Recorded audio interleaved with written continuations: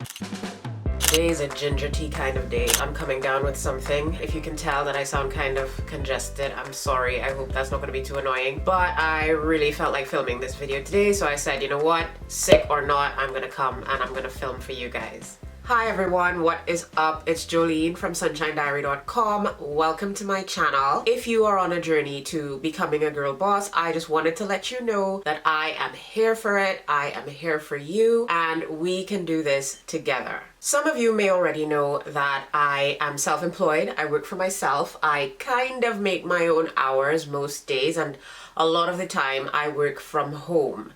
I thought today would be a nice day to come on here and sort of give you guys the backstory of what made me make the decision to be self-employed and why I don't think that full-time employment is ever going to be something that I will do ever again. I should say I don't think self-employment is for everyone. The world needs business people, but the world also needs employees. So if you have maybe tried self-employment and it didn't work for you, or if it's too stressful for you, or if you feel pressured to move in that direction because it seems to be what everyone is doing, I just want to say it is absolutely not for everyone. I thought it would be interesting to go back in time a little bit with you and talk about one of my most memorable experiences in full-time employment and why it kind of cemented my determination to be self-employed. Now, to take you guys all the way back, my line of work, now I'm a linguist, I'm an interpreter, and in my line of work, it's pretty common to work for yourself. So I already kind of anticipated going into this profession that it might be the kind of thing where I would work for myself, and I was fine with that. But I have to say that the experience that I'm going to tell you about is really something that changed my life and changed the way that I look at employment. And I don't think I'll ever be anyone's full-time employee ever again. It happened when I was very young. I was about 23 or 24. So this was the second job that I had after completing my master's degree.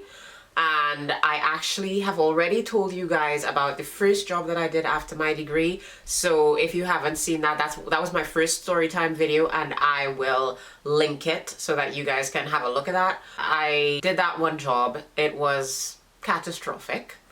And now this was my second job, and I was working in Trinidad and Tobago in the public sector. To protect the guilty, I will not give any specific names or details. I will just say that I was hired by one government agency to work in another government agency.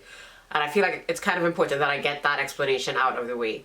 I was hired by one agency, and that agency paid me, but I was working in another agency. The place where I was working, it was special. I have to say that in the public sector, there's this sort of stereotype that people don't work very hard, people don't do very much. This was definitely not the case where I was working. It was the exact opposite.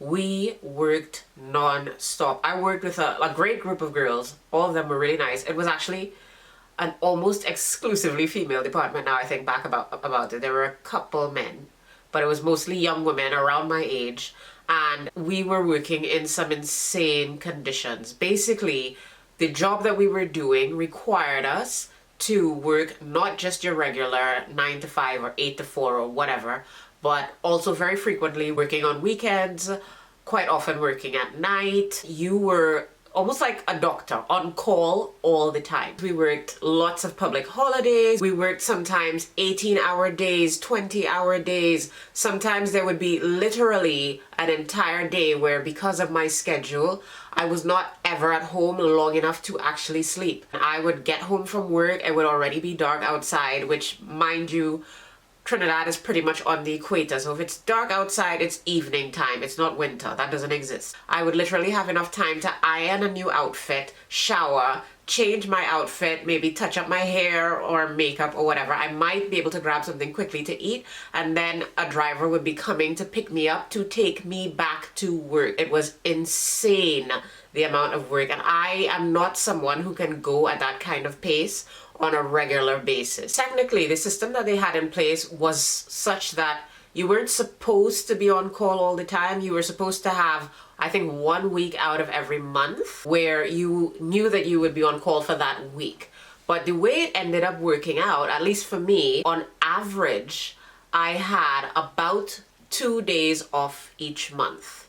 Most people have 2 days off every week, i.e. the weekend. I had 2 days off every month based on my calculation on average between regular duties and being on call and special events that this government agency would have to cater to and all of that. It was non-stop and I couldn't always count on a certain amount of downtime, and that was really important to me. I started to feel run down very quickly. One way that I always know that I'm kind of run down is I get ill. Like you can hear right now, okay, I said I wasn't gonna mention it again, but you can hear that I'm coming down with something. Part of the reason for that is that I've been working non-stop and I've been traveling, and the minute I start to run my body down, I immediately get ill. Of course, I'm a very vocal person. I always have been a vocal person, and although this was only my second job after completing my master's degree, I had worked in quite a few places up until then, between my studies, before my study,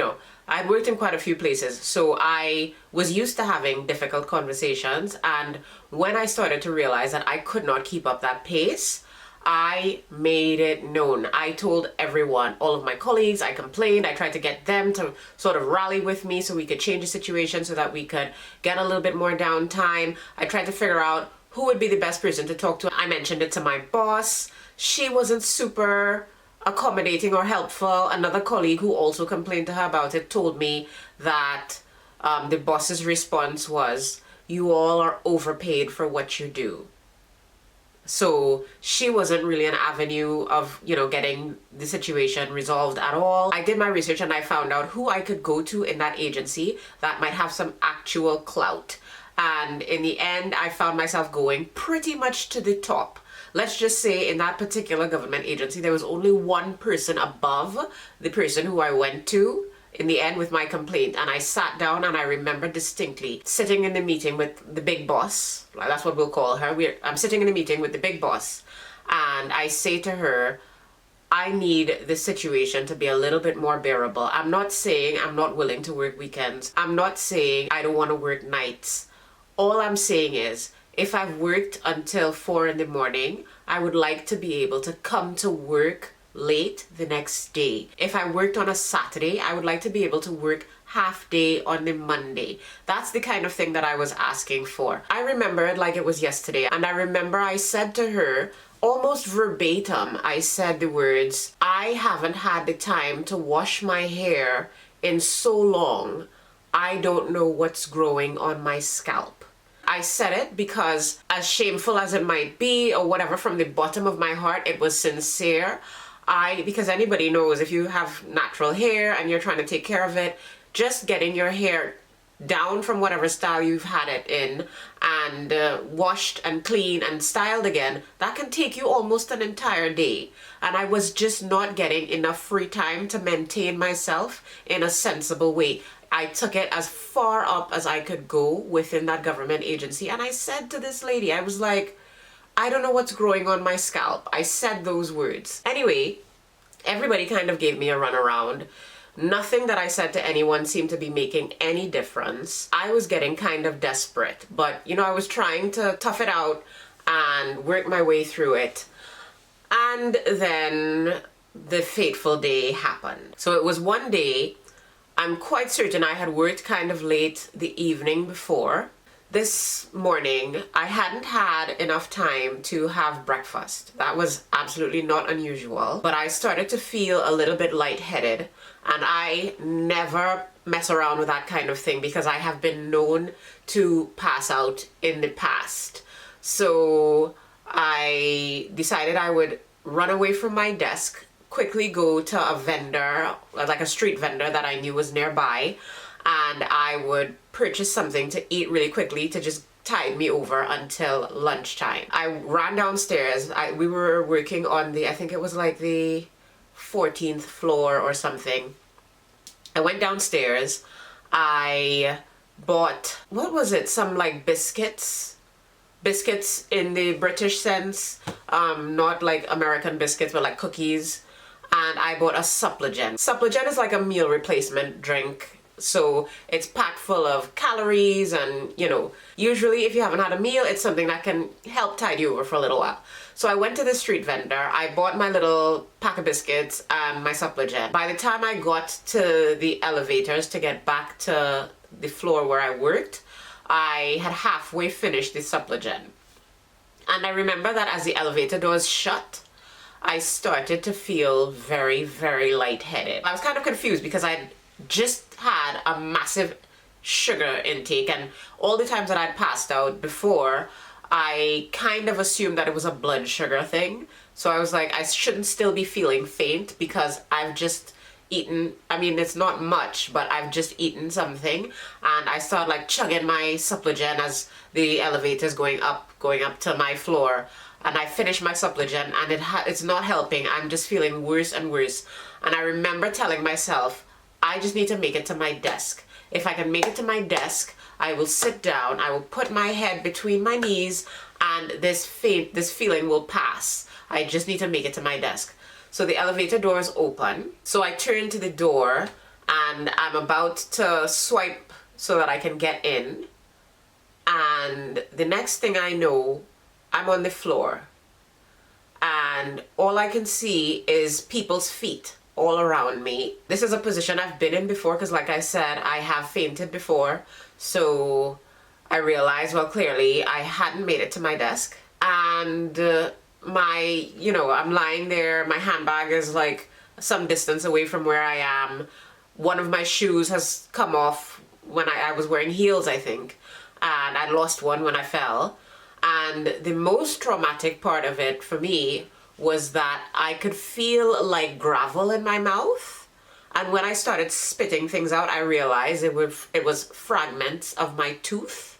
So clearly when I had collapsed, I hit my face against, I think probably the handle of the door, and shattered one of my front teeth. This one is not really mine. It was made for me by a dentist. So I had lost my tooth. And there's now a whole circle of people around me. I don't know exactly how long I was out, but there was no one standing there when I stepped out of the elevator. And when I came to, there were quite a few people. So maybe I was out for a little while. It had to have been a little while because when I started trying to get up, they said, stay, wait, the ambulance is coming. So somebody had already called the ambulance.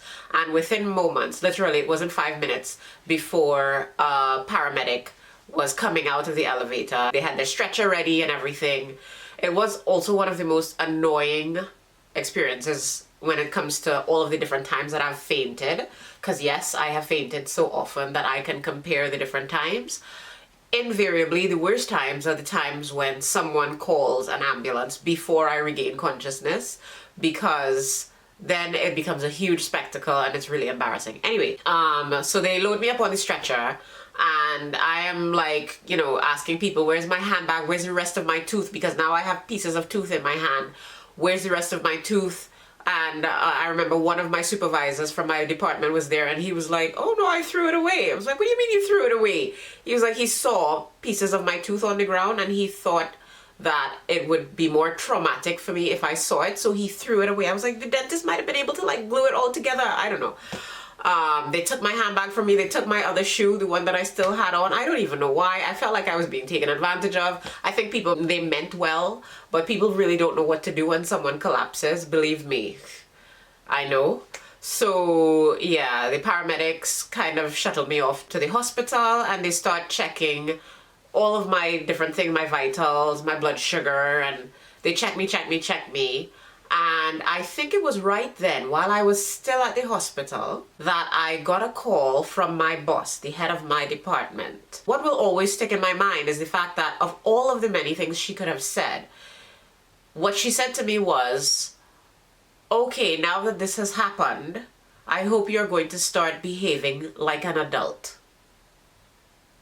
I was as confused as you are.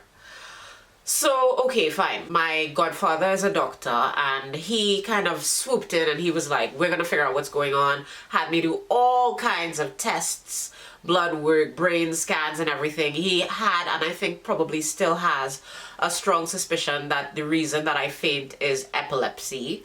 Because I always know sometimes quite far in advance that I'm going to faint. He said that epileptics very often have what they call an aura, and so they know when they're about to have a seizure. And so his theory was that when I pass out, it's actually my version of a grand mal seizure, but I'm not convulsing. But anyway, the following day, I take the day off work, I go to the dentist, and he nicely makes a new tooth for me. And then I begin to have all of these tests done. And I'm calling into work just to update them about when I'll be coming back out. And once again, the head of department says, I hope you'll start acting like an adult now. And I was still perplexed. I had no idea what she was talking about. Finally, of course, I end up having to go back to work. I think I took a total of 3 days off work after I collapsed. I go back out to work. The head of department sits me down in her office and says to me yet again, well, glad to see you're back, but I hope that now you'll start acting like an adult. And I'm really frustrated at this point because, number one, she's been saying this to me ever since I passed out. But I'm getting this sense that maybe her concern is that she doesn't want me to blame it on her or blame it on this agency or anything. So she's trying to make it out that I somehow was the reason why I had done something wrong. And this was why I fainted. So there would be no sort of liability issues. I don't know if she thought I might sue. I don't know what was the reasoning for her saying that, and I was really frustrated by this point. So I just said to her plain, I was like, can you explain to me what you mean by that? And that's when she told me, well, you know, making sure that you get enough rest and that you're eating properly and being healthy. And I was so confused because I was the same person who had complained to everyone who would listen, who had complained to her, who had complained to colleagues, who had gone up to the big boss at the top of this agency and said that I didn't know what was growing on my scalp. I was famous, or at least so I thought, for saying I cannot go at this pace, for saying I am not getting enough sleep, for saying I cannot be working at this event or in this place at 2 in the morning, I haven't had dinner, this is not something that I can sustain. I had said it a million times. Now here she was telling me after I had collapsed and lost my smile. I was 23 or 24 at the time, and that's it. My smile was changed forever. So I have a lasting memory for the rest of my life. And you're trying to make it out that somehow this is my fault because I chose not to get enough rest. And I chose not to eat properly. And it was so crazy to me. That was the point at which I realized things needed to change because it wasn't changing fast enough. And here I was with a lifelong scar. I mean, it's not a real scar, but you know what I mean. With permanent damage done to my body because these people were not taking me seriously. So I took it upon myself to write a letter to the government agency that had actually hired me. Because remember what I said in the beginning. I had been hired by one agency and was paid by one agency to work in another one. So I took it upon myself to write a letter to the agency that hired me. And I said, I am not satisfied with this position. I am being overworked. I have calculated these are the average number of hours per day that I work. These are the average number of days per week that I work. This is too much. Furthermore, the job that I'm doing is not commensurate with my qualifications as you had told me it would be. I would like to be placed somewhere else. I wrote this letter and the agency just forwarded it to my head of department. So, of course, what happens is that being super petty or very mature or however you want to look at it, my head of department then attacked me at the very next staff meeting, decimated me, and said, among other things, how unprofessional it was of me to have gone above her head without ever having broached the issue with her. Me, the one who complained constantly and begged to get a break, to get a half day off. Me, the one who went as far as going to the big boss in the agency and saying, I don't know what's growing on my scalp. I was accused of going outside of the agency to solve my problem rather than attempting to solve it through direct channels. That to me was the straw that broke the camel's back. That was too much. I should say that in this meeting, my name was never called. She kept referring to somebody and somebody and somebody and being very vague. It was one of those super passive-aggressive moments where you know everyone in the room knows exactly what she's talking about, but she refuses to address it directly, and therefore it made it very difficult for me to come up with any form of rebuttal because it was never directly addressed. My name was never used. That was the last straw for me. I went and I sat at my desk and I drafted a very nice resignation letter. And then I realized that it made no sense for me to give them the resignation letter because they hadn't hired me. So I packed my bags and I walked out of that office, never to return ever again. And I subsequently contacted the agency that had hired me, and I said, I will pay you for me to never go there again. I don't care what you say, I don't care what you expect. I have tried to handle this in the best way that I can. This is my health. When you take it from me, you are not going to give it back to me. If I have to pay you money so that I don't have to go there again, that's what I will do. So after a while, people kind of scrambled for a while, and then they ended up finding a solution for me that was a little bit more manageable, and I sort of transitioned out of that ridiculous agency where I was working all of those hours where I had collapsed into something that was more manageable. And finally I left, the public sector for good and started working for myself. But I want to talk to you about the lessons that I learned from that experience, because there still is something that I have realized since I left that job, since the day I packed my bag and calmly walked out, never to return. And it's, what the craziest thing is that government agency still exists. It didn't burn down. They didn't suddenly stop functioning. They were just fine without me. So I was working myself literally to the point of collapse. But the minute I left, they just replaced me.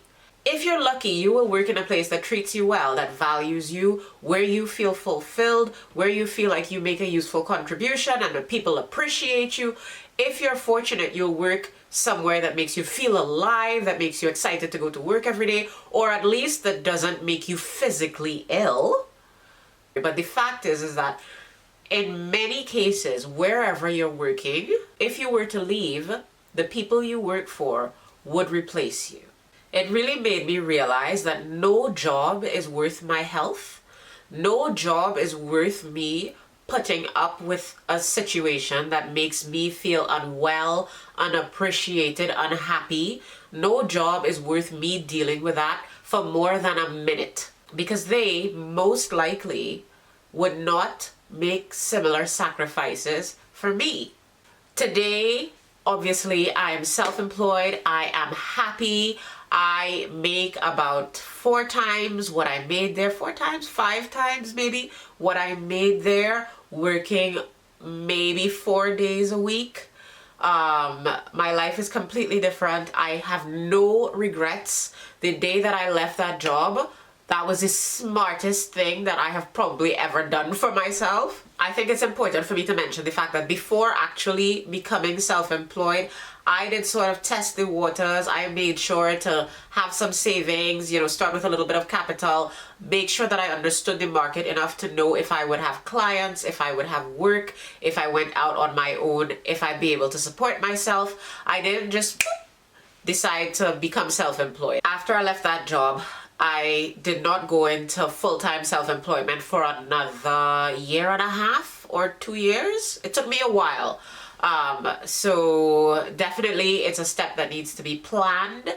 But if it's something that you're interested in, I have so many tips. I have so much information. So feel free to ask me about it in the comments. But that was it. That was my story. I collapsed at work and then they blamed it on me and then I quit. And now I am my own boss. So I hope you enjoyed this video. If you did enjoy it, please do give it a thumbs up. That would mean a lot to me. And if you are still here, if you like this type of content, if you want to see more from me, absolutely subscribe. I don't always film when I'm ill, I promise. I'm also never going to be the person who's going to spam you with videos, but I do work hard to fill my channel with interesting and useful content. So I would love for you to stick around for the journey. Thank you so much for having watched this video, and I hope to see you in my next one. Bye.